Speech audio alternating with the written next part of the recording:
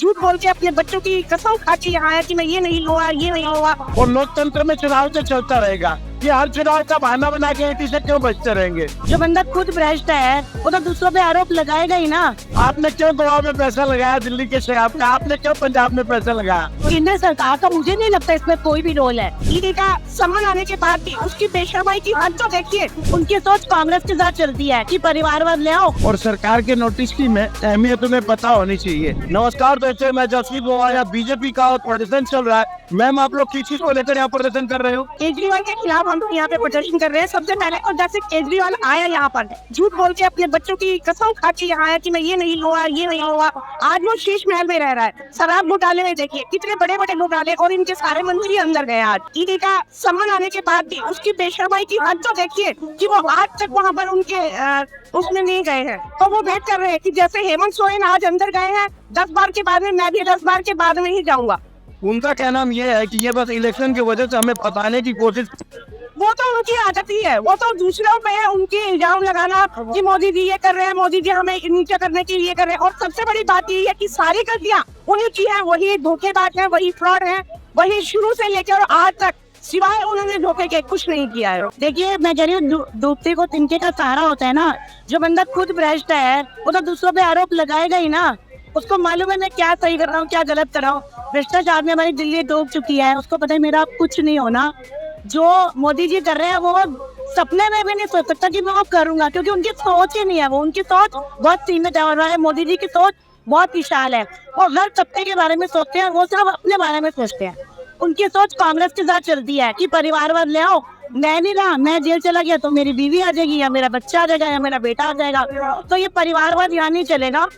उनको ये समझ लेना चाहिए कि वो उनके सामने कौन खड़ा है और उनको पहचानना चाहिए। और जनता वो पागल नहीं है। जनता जनार्दन जो है वो समझ चुकी है कि क्या सही है और क्या गलत है। वो इस तरह से जनता को पागल नहीं बना सकते।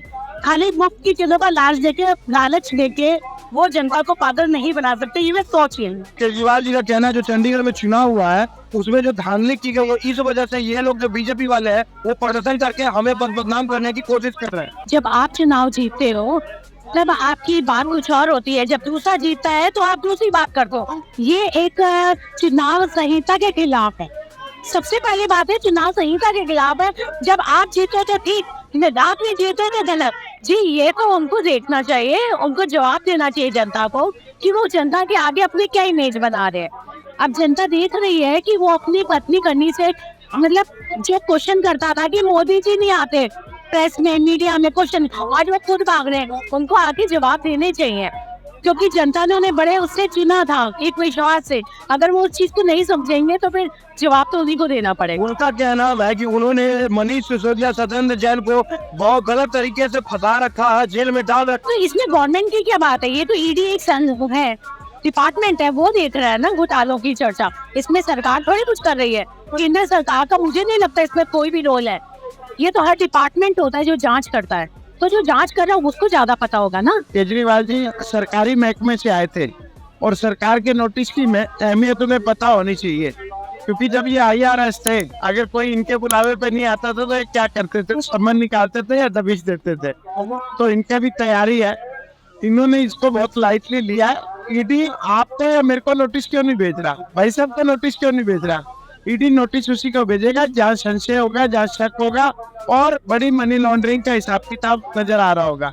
तो अगर इन्हें लग रहा है कि ये सच्ची है तो इन्हें पेश होना चाहिए, और झूठे हैं तो फिर अपना पोषण पा घोटाले में क्या किया आपको जेल में जाना पड़ेगा। और ये तो क्या है, उनका कहना है कि सर ये बस इलेक्शन की वजह से, जैसे बिहार में, झारखंड में किए हैं, इसी तरह से दिल्ली में भी करना चाहते हैं। देखिए भारत जो है लोकतंत्र का देश है और लोकतंत्र में चुनाव तो चलता रहेगा। ये हर चुनाव का बहाना बना के एटी से क्यों बचते रहेंगे? और आप भी तो इलेक्शन के कारण भ्रष्टाचार कर रहे हो। आपने क्यों गोवा में पैसा लगाया, दिल्ली के शराब का? आपने क्यों पंजाब में पैसा लगाया? तो इलेक्शन तो यहाँ की पॉलिटिक्स में लोकतंत्र की पहचान है और आप भी इलेक्शन से चमके आए, तो इसलिए इलेक्शन का बहाना मत बनाइए। ईडी के पास जाके अपना स्पष्टीकरण दीजिए। अगर आप साफ सुथरे होंगे तो बाहर निकल आएंगे, और अगर आप साफ सुथरे हैं, आपके मंत्री साफ सुथरे हैं, तो क्यों हाई कोर्ट और अन्य कोर्ट जो बार बार उनकी बेल रिजेक्ट कर रही है? उनका कहना है कि ये बीजेपी जो सत्ता में है केंद्र में, वे भाई मनीष सिसोदिया तो सत्येंद्र जैन को बहुत गलत तरीके से फंसा रखा है और जेल में डाल रखा है। भाई जब एक अलग बॉडी है, कोर्ट का अपना न्याय क्षेत्र है, आप सरकार में है, आप भाजपा के किसी कार्यकर्ता पे क्वेश्चन मार्क उठा के उसे जेल भिजवाइए ना, अगर आपको लगता है तो। अपराध किया इसलिए जेल में जाना पड़ रहा है जी, बिना अपराध के तो पूरी दिल्ली घूम रही है, सारे कुछ छुपता है क्या? पुलिस वाला भी नहीं पकड़ता है जी बिना अपराध के। तो जी जब आप कसूर करते हैं तभी आप पे कसूर साबित होने तक जेल में रहना पड़ेगा। हो सकता है आप बरी हो जाए, हो सकता है आप पूरे अंदर चले जाए, ये तो तय करेगा आपका अपराध। जिन विधवाओं को आप लेकर घूम रहे हैं, जिन माताओं बहनों के मंगलसूत्र बिके शराब खरीदने के चक्कर में, जिस पिता की दवाई नहीं मिली उसको, उसकी बददुआएं आपके साथ है। आपको जेल तो जाना होगा, दिल्ली भी छोड़नी होगी। और वीर केजरीवाल जी कहीं डरे हुए इस वजह से ईडी के सामने पेश नहीं हो रहे हैं? नहीं, चोर तो डरता ही है। चोर के डरने में कोई संशय नहीं है, वो चोर है, बड़े चोर है। खुले से कह रहा हूँ, प्रामाणिकता के साथ कह रहा हूँ, अगर वो चोर नहीं है तो जाके थाने में बैठे, जाके कोर्ट में बैठे और कहे कि मेरे पे अपना आरोप साबित करो, मेरी अर्ली हियरिंग करो। उनको तो बल्कि अर्ली हियरिंग की एप्लीकेशन देनी चाहिए थी कि मेरे को बहुत सारे काम है, मेरे को बहुत सारी स्टेट में जाना चाहते हैं, ईडी मेरे को एक ही टाइम बुला के मेरी इंक्वायरी कर लेती। डरने का सबसे बड़ा कारण उनकी चोरी तो है ही है, और चोरी पकड़ी जा रही है इसलिए डर रहे हैं। केजरीवाल जी की चोरी पकड़ी जा रही है। सत्येंद्र जैन जी, सिसोदिया जी और संजय सिंह जी, ये सारे के सारे महानुभाव जेल के अंदर है। आपको मालूम है, सबको मालूम है। अगर उनमें थोड़ी सी भी सच्चाई होती और थोड़ा सा भी उनमें प्रामाणिकता के साथ में वो सच्चे होते तो वो आज बाहर होते। और हाई कोर्ट है, सुप्रीम कोर्ट तक ये जाने की प्लानिंग इनकी हो रखी है कि भाई वहाँ से इनको बेल मिल जाए। लेकिन बेल को कोर्ट तो किसी पार्टी का नहीं है ना। जब को कोर्ट किसी पार्टी का नहीं है तो इनको जमानत क्यों नहीं मिल रही? इसका मतलब दाल में काला है। और मुझे तो ऐसा लगता है कि पूरी दाल ही काली है, पूरी दाल ही काली है। ये आम आदमी नहीं, ये आमदनी पार्टी है। जिसको जहाँ भी आमदनी दिखाई दी वो उसको वहीं से झपक लिया। अब आप देखिए, जिस समय देश की जनता त्राहिमाम कर रही थी कोरोना से, ये भाई साहब अपना शीश महल बनवा रहे थे। तो शीश महल जब ये बनवा रहे थे, अब जनता ने नहीं देखा। इन्होंने क्या कहा था कि ना तो मैं बंगला लूंगा, ना तो मैं गाड़ी लूंगा, ना तो मैं सिक्योरिटी लूंगा।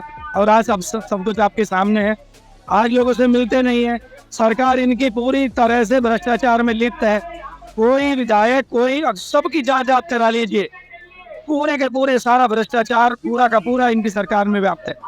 तो इसीलिए चौकीदार सजग है। तो दोस्तों, आपने देखा बीजेपी के जो कार्यकर्ता है, जो नेता है, उन्होंने बताया कि चौकीदार सजग है। केजरीवाल जी ने घोटाला कर रखा है, इस वजह से ईडी से वो छुप रहे हैं। आप इस वीडियो के बारे में क्या सोचते हैं कमेंट सेक्शन में जरूर बताएं। और अगर आपको हमारा काम पसंद आता है तो जासूस चैनल को यूट्यूब पर सब्सक्राइब करें। धन्यवाद।